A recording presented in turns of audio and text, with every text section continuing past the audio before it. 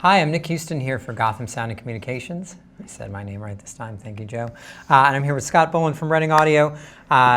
Today we're going to talk about the new Ambient Master Lockit integration with sound devices, and not just the 6 series, which is the new thing, but also compatible with the 7 series, which is pretty cool. So Scott, thanks for being here. Thank you. Glad to be here.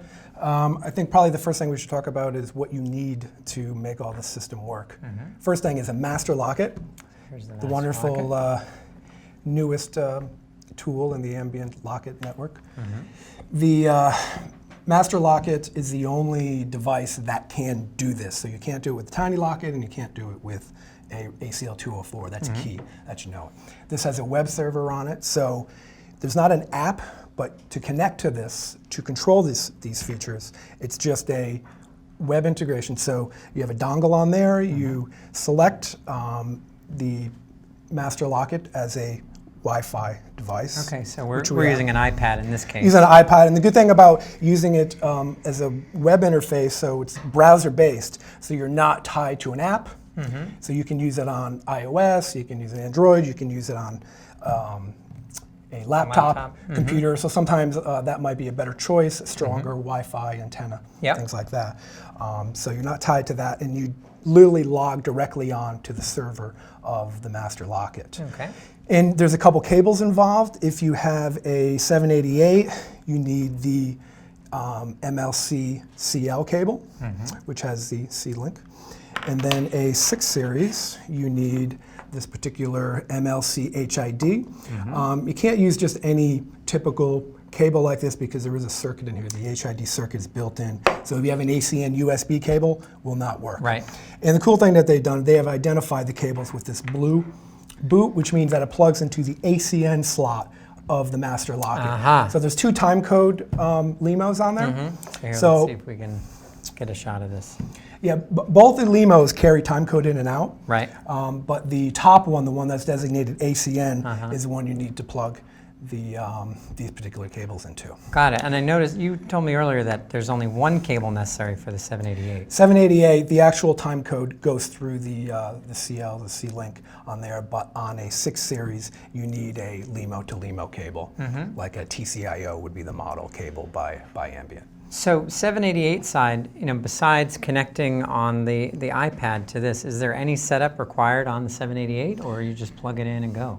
Plug it in and go. Obviously, you need to set your C-Link on the menu to take the incoming, but I forgot what it's called, but pretty much everybody has that set up. Cool. And because a lot of people will have already had a CL Wi-Fi, so so you connect it, plug and go. You log on to the Wi-Fi, you open a browser, and then you need to actually connect. There's a web address, you can do 10.0.0.1 to log on to there. You type in the password, which you can change, of course, but it's just the device name, and then boom, you're right into the browser. Cool. Which I can show you if you want to cut to the iPad. So right here, the ML-A0020 is the name of this Master Lockit. So after we connect to it, we go to a browser. And we're already in. As you can see up in the address, there is the address for the Master Lockit, and we're there. We're fully viewing the Master Lockit now. So if we want, the first thing we want to do if we were setting up a system is to set the time code. We can do time of day to be fun. Right now, everything is changed. So it pushed over here to the Master Lockit. So. A good thing with, a key to know, you need 4.10 firmware for your Master Lockit to do this. And the new firmware, by the way, I think version 4 is it's like light years better than version 3. They reorganized the menu. There's a standard way, so you just have the basic functions of how you're going to do it, so you can cycle through stuff easy. And then you have a more extended thing if you're going to do more technical stuff with sync and 3D and things like that. They also added a new feature which a lot of people overlooked, which is a full jam now. So when you go, for the first time a day, when you set up your network, when you send out your CJAM broadcast, if all your devices are in full jam, whatever you set your frame rate and time code, the first time when it starts, it's going to automatically change your frame rate on all your your devices through the ACN network. Oh, cool. So you don't even have to, you just set up the ACN. Yeah, as long as all the other devices are set to full jam mode, the first time it'll allow you to, if you change this from 30 to 23, it'll automatically change the frame rate on the other devices, and then the CJAM will start, which everybody should know what CJAM is. That works brilliant. Right. So show me the 7 series integration here. How does what do we got on the iPad? So there's a new tab when you're on here. After you set up everything, your master, you send your CJAM. So if you see right now, you can see the tiny Lockit right here is connected. We can see the battery life. It's beautiful. If you have multiple devices, they'll all be listed here. The new tab that they've called connected devices. So whatever your 6 series or 7 series recorder is connected there, this is where you interface with it. So we have the 788 hooked up, so we can click on remote control. Time code up on the top. Here's your function for the control, stop and record. You can go to metering, which this feature is only a 788 feature. There is no meters on the 688, and it's not an ambient thing. It's the sound devices protocol with the difference in the. So if you cut to the 788, you can see that the meters are pretty much right on. They're very accurate. Yeah, but quick also. That's what I mean to say is that as I'm speaking, you can see that there's very little latency between my words and what's happening on there. That's fantastic. So that's the meters. You have your track arming, which is nice. Easy to do. Here, give us a demonstration. Turn one off for us. Boom. There we go. Boom. Off. I'm going to just turn down this brightness a little bit. It's up there, huh? Yeah, it's super bright. All right, we're back on. And now it's back on. Yeah, there's not really a lot of latency between your functions of the communication between the two. And those are your metadata settings next to the on the tracks? That's your track naming. Got it. The metadata is down here on your clip settings. So set your scene, your take, any notes. Okay. Circled if it's a keeper, and a false take. So the notes go right in the web browser. Right into the web browser, and then you have your history, so your recent history. And then if you want to see where so here's a more intricate way to look at all your metadata right here. So you click on here, so the last take, here is all the information. You can see everything. Right there. Got it. Can you give us just a proof of concept, hit record, and we'll watch it go. It'll be really exciting. This is exciting. I know. It's like magic. There it is. Boom. Record. We're there, obviously not. And then we got our meters. Stop. We stopped. We stopped, and now, so that scene 34 Apple take 3 is now in our current clip. Awesome. And then it's in everything. Yep. And you can use this to create a sound report as well, right? Absolutely. And so you go right here at the bottom of your connected devices page is export sound report. And now you have the option, boom, sound report in Excel. And then so you can fill in all the important information. And director, Jim Guzzi, producer, Joe Malika, boom, pop it in, create sound report, and loads all the information, and actually creates a graphical view of the Excel file. Awesome. Which you can then distribute to wherever you want. Shoot it off. Awesome. And so that's the 788 integration. And so the anything else we should know about that? No, I mean, it's pretty straightforward. It's, that's it. And the whole concept of this is just it's creating an ecosystem based off of the time code, because obviously all the sound guys get burdened with the time code. Right. So they obviously have, for years been working on this ACN network to just expand on functionalities, because everybody's going to have some type of iPad or laptop as part of their workflow now. So to just create these really smooth flows so you can work easy. Yeah. Work easy.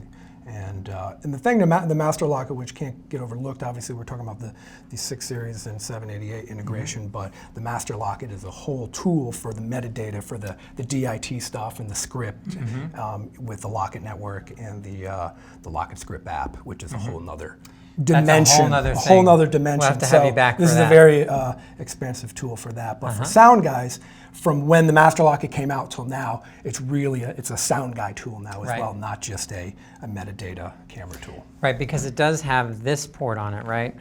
Yep, there's an Ethernet port. There's an Ethernet port.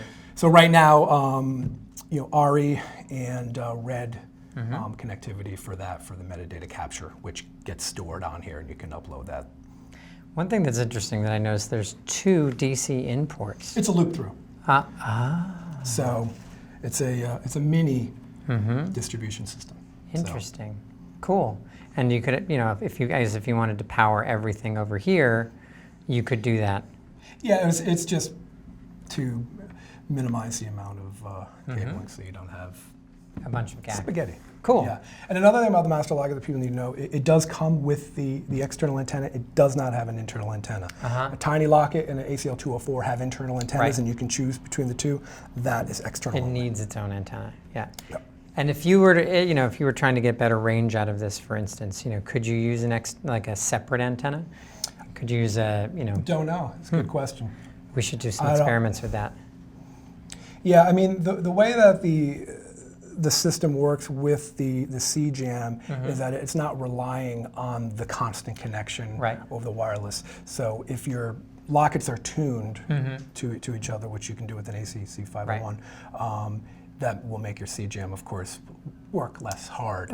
So every 4 seconds, it's rejamming and it's tuning, because Ambient can tune. So there's no drift whatsoever, and you're not relying on a constant signal.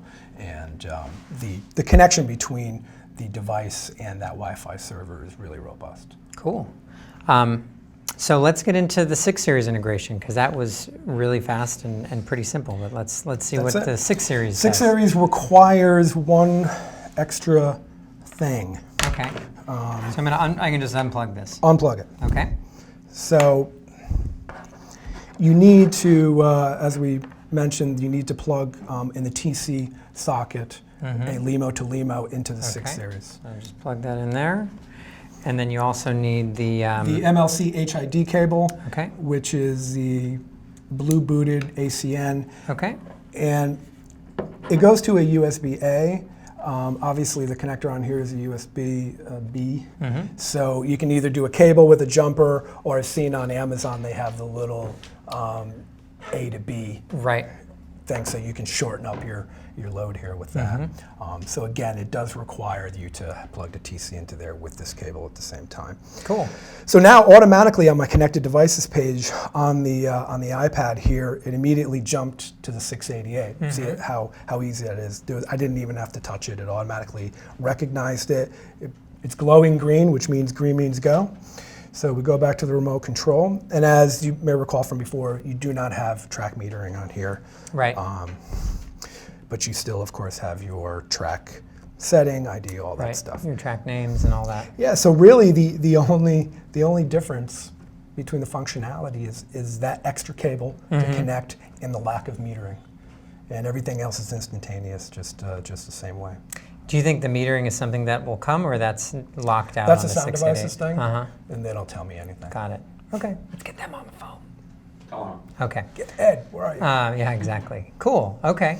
So let's just do a little demonstration. I can see that the scene and take is correct, but let's just do a record and see what happens. Is that the next Godzilla movie we got going on? Yeah, well, that was the first thing we did last week. Was there we go, Rodan take 3. Perfect. Yes, boom. We don't have a mic hooked up, so the meter's not moving on here. That's okay. They can't see it. There we go. And we can do the same sound report. And did we load the sound report so we can see what it looks like? We didn't. I can actually. You can show us. I can create one right now and show you. I'm not going to fill in all the information. No, that'll take forever and a day. So loading.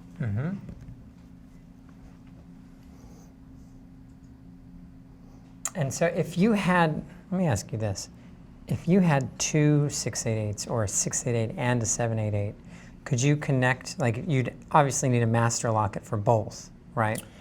Yeah, the Master Lockit is you're not tied to just having one in the sense of that, but you can't control both of them at the same time. Right, you'd have to you'd have select to have one. two like that, but you can have two Master Lockits in the same ecosystem working together, because one could be set up as the hub, as the master CJAM, connected to the 788, and we can have one that actually is slaving just like a Tiny Lockit would to it as well. And could that slave one connect to the 688 as well, and then you could go into each one at the same time? It's just not going to be in hub mode, but you would need two separate. Got it. Cool. As far as I know, that's a good question. Right. That we should try it. We'll try it. Yeah. So here we go. But so there's the sound report. So easy peasy, and then you could just, you know, if it's built into your iPad or into your phone, and you've got Ethernet, you can just share it. It looks like. Yeah. So you could tweet that out. There we go. Oh. Yeah. Post it on Twitter, on Facebook, mail it. So that becomes about the connectivity of your device. And there you go. Cool. And now that one wouldn't particularly work. Maybe you'd have to download it first, because yeah, you'd probably have to download it first. That's not what I want to do. Open in Sheets. Oh, open in Sheets. That's what we want to do. Exactly. We'd open it in Sheets.